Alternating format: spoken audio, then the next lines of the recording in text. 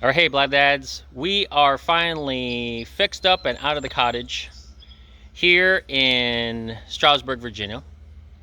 So this is the cottage at the Barb Farm, as you saw in our last video. This is the residence, and then out here is the farm. So now we're going to take you to this 19th century building over here. Okay? All right, here we go. All right, now it's sort of dark, so we'll try our best to show you around. But in here, as you can see, it's got a security lock. And then when you walk in, it's very, very rustic. So this here is the table. And then they've got, and it's easier to probably stay, and I turned on all the lights so you can see. So I'm just gonna pan. So they got a small stove and an oven. Really, really small space in order to do dishes. But they got the full-size refrigerator. They got a toaster on top, and there's the microwave right over here. Your utensils inside this standing island over here. And you've got more pots and pans right over here in this hutch. So this is a nice cozy area in order to watch TV. These two fold out into lounge chairs. You've got your own single lounge chair right over here. You've got some eating tables over here. That is not a wood fireplace. That is a gas fireplace. So you have to follow the instructions in order to heat it. And of course, here in Virginia, it gets cold and it snows. Your TV is way super high. So you literally have to sit back and watch. Literally, sit back and watch. And as I said, this is the entire downstairs living room / kitchen space. All right, now let's go upstairs. So that says, welcome, carrying guests, and it's got all kinds of information for you, whether or not you want to go within Shenandoah Valley and County to check out things. They give you information about breweries and wineries and restaurants. They've got Wi-Fi and obviously your cleanup procedures. They give you welcome as well as important information that you may need in case you need it. There's the thermostat. And now, caution, watch your step as we go upstairs.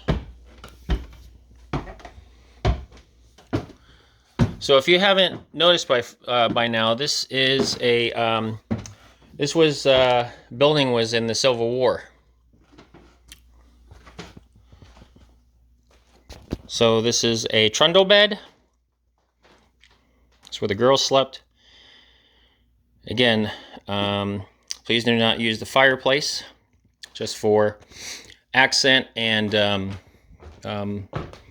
just to show you what a real fireplace looks like, those of you in Florida. And guess what? Back then, they didn't have running water, so this is a wash basin. You'd put the water in there, you would wash your face, and all the stuff that comes off your face goes in there. And then you would have to fill up the water again. Probably at the stream outside. There we go. They got a hanging cabinet over here. Let me show you. There you go. Drawers. There's a nice modest bed. And then obviously to freshen up, you're right over here. So this is obviously the second floor looking out onto the lawn outside. There's my daughters, Blab Dad daughter number 1, Blab Dad daughter number 2, and Blab Dad mom. So she really picked an awesome place for the girls to discover. And out in fields over here to the right, over here, sorry, left, over to the right, and in front of the car over there. There they are. Hi, my sweet girls.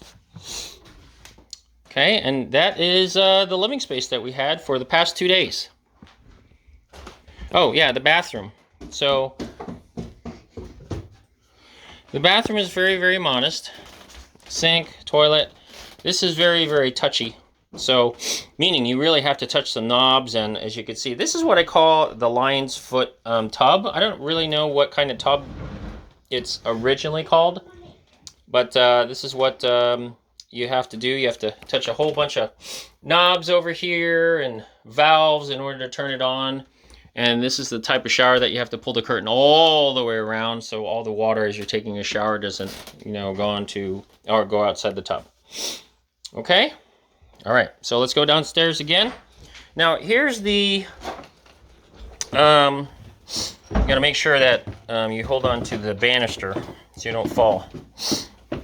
Now, here's one of the things that is part of history, but kind of offsetting too. So what you're seeing in front of you actually used to be, now, I've already heard one part of the story, but this used to be where actual slaves, yes, I said it, actual slaves used to cook.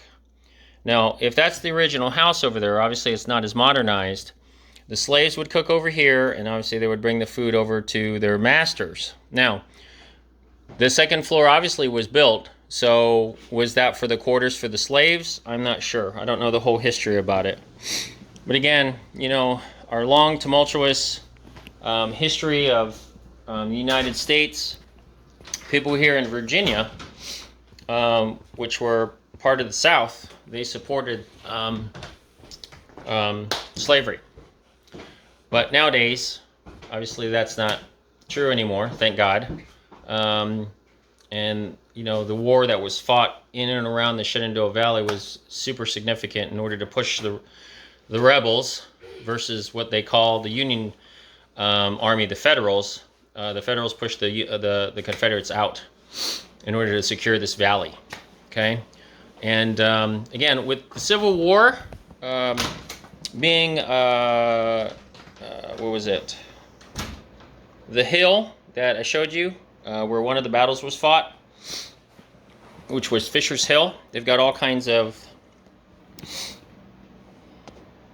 reading material that relate to that.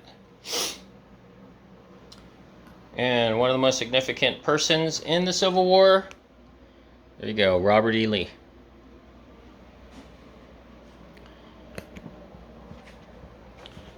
Alrighty. As I said, this is our 13th day. I lost count. I lost count. So this is our 13th day here on our summer vacation, and we've got our last drive, actually our second to last drive. So we're going to be driving to a bunch of colleges now. So we're going to go down to Charlottesville, then over to Richmond, then over to Chapel Hill, then over to Raleigh, and you'll see the different colleges. But again, historically speaking, this area was significant, and this area and what we're standing on played a significant role in the Civil War.